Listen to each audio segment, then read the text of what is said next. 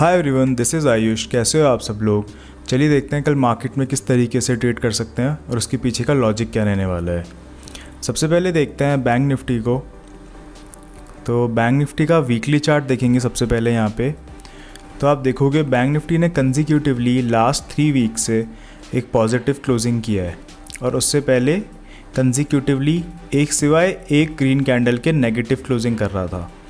तो यहाँ पे डेफिनेटली जितने भी लोग ने अपनी सेलिंग साइड की पोजीशन बनाई थी, अब वो या तो स्क्वायर ऑफ कर रहे हैं या फिर यहाँ से एक फ्रेश बाइंग आ रही है इस जोन के आसपास से।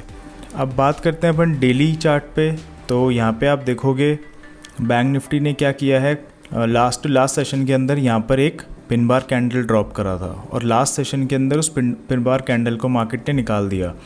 तो यहाँ पे अब हो क्या सकता है कि किस तरफ कौन बायर या सेलर कौन प्रेजेंट है। सबसे पहले आप देखोगे तो यहाँ पे आपको एक एम पैटर्न देखने को मिलेगा। 15 मिनट के टाइम फ्रेम पे आप देखोगे तो यहाँ पे आपको क्लियर कट एक एम पैटर्न देखने को मिलता है। यहाँ से ऐसे ऊपर गया, फिर ये ऊपर आ रहा है, अब ये नीचे आ गया। तो इस नेक लाइन के ब्रेक होने के बाद डेफिनेटली यहाँ पे सेलर्स ने अपनी पोजीशन बनाई होगी। फिर मार्केट ने क्या करा, नीचे आया थोड़ा सा, उसके बाद कंसेक्यूटिवली 3 ग्रीन कैंडल्स के बाद ऊपर चला गया और लास्ट में ऊपर ही थोड़ी क्लोजिंग दी है। तो मार्केट को आप ध्यान से देखो, 55,500 के नीचे मार्केट ने क्लोज करा है। तो मार्केट ने यहाँ पे ये सेंटिमेंट दिखाया है कि अभी भी वीक है मार्केट, क्योंकि 2 दिनों से नेगेटिव ही मूव आ रहा है। और जैसा यहाँ पे एक एम पैटर्न दिख रहा है, इस एम पैटर्न को देखकर डेफिनेटली यहाँ पर लोगों ने सेल किया होगा और उनके स्टॉप लॉसेस इस लेवल के आसपास हो सकते हैं। तो अगर मार्केट के अंदर कल इस लेवल के ऊपर या इस लेवल के ऊपर कहीं पे मार्केट खुलता है, तो यहाँ पे जितने भी लोग सेल करके बैठे होंगे यहाँ पर, वो लोग अपनी पोजीशन को काटेंगे और हो सकता है वो ट्रैप होंगे मार्केट के अंदर। तो इस केस के अंदर मार्केट एक अपसाइड का मूव दे सकता है।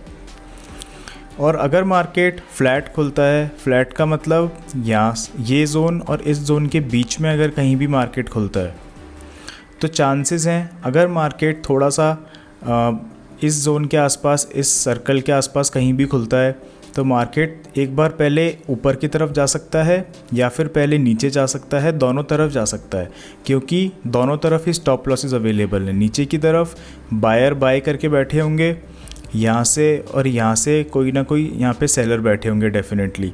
तो मार्केट पहले अगर फ्लैट खुलता है इस जोन के आसपास, तो वो पहले देखा जाएगा कि पहले किस तरफ मार्केट किसको टारगेट कर रहा है। अगर मार्केट पहले बायर्स को टारगेट कर रहा है, तो उस केस में एक सेलिंग साइड का सेटअप आइडेंटिफाई करने की कोशिश रहने वाली है। और अगर मार्केट पहले बायर्स को टारगेट कर देता है फ्लैट खुल के सीधे की नीचे की तरफ, तो वहाँ पर एक, यहाँ पर आप देखोगे तो एक पिन बार कैंडल भी है। तो मार्केट हो सकता है थोड़ा सा ज़्यादा नीचे आए, इन पिन बार कैंडल्स जो हैं यहाँ पर और यहाँ पर, इनको टारगेट कर सकता है, थोड़ा सा पहले नीचे की तरफ आ सकता है। तो उस केस के अंदर भी पहले सेलिंग साइड का सेटअप आइडेंटिफाई करने की कोशिश की जाएगी। और बात कर लेते हैं यहाँ पे, अगर मार्केट गैप डाउन खुलता है, गैप डाउन का मतलब इस पूरे जोन के आसपास कहीं भी मार्केट खुलता है, तो मार्केट में डायरेक्टली सेलिंग नहीं कर सकते। हो सकता है मार्केट पहले नीचे जाए, फिर उसके बाद एक अपसाइड का मूव दे सकता है, क्योंकि लास्ट सेशन के अंदर भी मार्केट ने इस तरह से ही गैप डाउन दिया और नीचे की तरफ आ गया था। तो यहाँ पे अगर मार्केट गैप डाउन खुलता है, तो उस केस के अंदर हम बाइंग साइड का सेटअप आइडेंटिफाई करने की कोशिश करेंगे। बात कर लेते हैं यहाँ पे निफ्टी की। तो निफ्टी के चार्ट को आप देखो कि निफ्टी ने 25,350 के आसपास क्लोजिंग दिया है और मार्केट ने फ्लैट खुलते के साथ ही कंटिन्यूसली 3 कैंडलों के अंदर 5 मिनट की नीचे की तरफ आ गया, उसके बाद साइडवेज होकर थोड़ा सा ऊपर क्लोज़ किया है। तो यहाँ पे डेफिनेटली इस जोन पर आप देखोगे ये लास्ट टू लास्ट सेशन का एक सपोर्ट जोन था, जहाँ से मार्केट ने बाइंग साइड का एक मोमेंटम शो करा है। तो डेफिनेटली यहाँ पे बायर प्रेजेंट होंगे और यहाँ पे भी एक एम पैटर्न देखने को मिल रहा है कुछ इस तरीके से। तो इसके नेक लाइन ब्रेक होने के बाद सेलर आए होंगे, उन्होंने अपने स्टॉप लॉसेस मोस्ट प्रोबेबली इस जोन के आसपास रखे होंगे कहीं। तो अगर मार्केट फ्लैट थोड़ा सा गैप अप खुलता है, तो उस केस के अंदर हो सकता है जितने भी लोग सेल करके बैठे हों वो ट्रैप हो जाए मार्केट में और मार्केट उनको टारगेट करने के लिए ऊपर मूव कर सकता है अपसाइड का। तो उस केस में हम बाइंग साइड का सेटअप आइडेंटिफाई करने की कोशिश करेंगे। और अगर मार्केट फ्लैट खुलता है इस जोन से इस जोन के बीच में कहीं, तो पहले देखा जाएगा मार्केट किसको पहले टारगेट कर रहा है, बायर को या सेलर को। मार्केट डायरेक्टली ऊपर की तरफ भागता है तो उस केस में सेलिंग साइड का सेटअप आइडेंटिफाई करने की कोशिश करेंगे, और अगर मार्केट डायरेक्टली नीचे की तरफ आता है तो उस केस में एक बाइंग साइड का सेटअप आइडेंटिफाई करने की कोशिश करेंगे।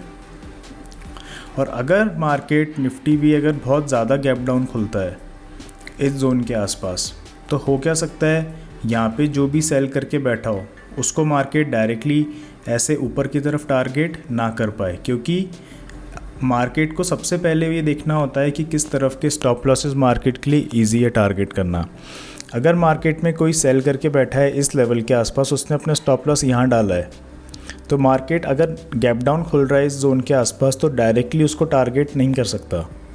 तो ऐसे केस के अंदर अगर बहुत ज़्यादा ही गैप डाउन खुलता है तो उस केस के अंदर हमारा एक सेलिंग साइड का सेटअप आइडेंटिफाई करने की कोशिश की जाएगी। हो सकता है लेकिन पहले मार्केट थोड़ा सा बाइंग साइड का मूव करे और उसके बाद वापस से सेलिंग में कंटिन्यू हो जाए। बात कर लेते हैं यहाँ पे सेंसेक्स की चार्ट की। तो सेंसेक्स में आप देखोगे एकदम सिमिलर निफ्टी जैसा ही स्ट्रक्चर है। कंटिन्यूसली कई दिनों से मार्केट ऊपर ही जा रहा था। वीकली चार्ट एक बार देखेंगे इसका, तो यहाँ पे आपको देखने को मिलेगा कंटिन्यूसली इसने भी लास्ट 3 वीक से एक पॉजिटिव क्लोजिंग ही दे रहा है, और उससे पहले एक नेगेटिव साइड का कंटिन्यूसली मूव था। तो इस केस के अंदर जितने भी लोगों ने आज सेल की पोजीशन बनाई होगी वो अपनी पोजीशन स्क्वायर ऑफ करके जा चुके होंगे। और अब आप अगर 15 मिनट का टाइम फ्रेम में चार्ट देखो तो उसमें आपको देखने को मिलेगा साफ साफ कि यहाँ पे 2 दिनों से कंटिन्यूसली सेलिंग हो रही है और उससे पहले लगातार बाइंग हो रही थी। तो अभी भी अगर कोई नीचे की तरफ बाय करके बैठा है इन लेवल्स के आसपास, वो इन थोड़ी सी सेलिंग के अंदर अपनी पोजीशन स्क्वायर ऑफ नहीं करने वाला, अनलेस मार्केट खुद ज़्यादा ही नीचे अगर ओपन होता है कल के दिन, फिर मार्केट हो सकता है इनको टारगेट करने के लिए नीचे की तरफ एक मूव दे सकता है। बात करें सेंसेक्स में कल किस तरीके से काम कर सकते हैं। अगर मार्केट थोड़ा सा गैप अप खुला उस केस के अंदर मार्केट में एक सेलिंग साइड का सेटअप आइडेंटिफाई करने की कोशिश की जाएगी। क्योंकि अगर किसी ने यहाँ पर सेल करा है उसके स्टॉप लॉसेस इस लेवल के आसपास होंगे तो वो ट्रैप होगा, और चांसेस हैं कि पहले मार्केट एक अपसाइड का मूव करे और उसके बाद वापस से सेलिंग साइड की तरफ आ सकता है। और अगर मार्केट फ्लैट खुलेगा इस जोन के आसपास तो ऊपर यहाँ पे सेलर के स्टॉप लॉस है, नीचे यहाँ बायर के स्टॉप लॉस हैं। तो मार्केट को देखना पड़ेगा पहले किस तरफ मार्केट क्लियर करता है। अगर मार्केट फ्लैट खुल के ऊपर की तरफ मूव करता है तो उस केस में एक सेलिंग साइड का सेटअप अगेन फाइंड आउट करने की कोशिश रहेगी। और अगर मार्केट पहले नीचे मूव करता है, बायर्स को टारगेट करता है, तो चांसेस हैं कि वो थोड़ा सा और नीचे आकर कंटिन्यूसली सेलिंग में जा सकता है। तो मार्केट में इन केसेस में सेलिंग साइड का सेटअप आइडेंटिफाई करने की कोशिश की जाएगी, गैप अप, फ्लैट, थोड़ा बहुत गैप डाउन।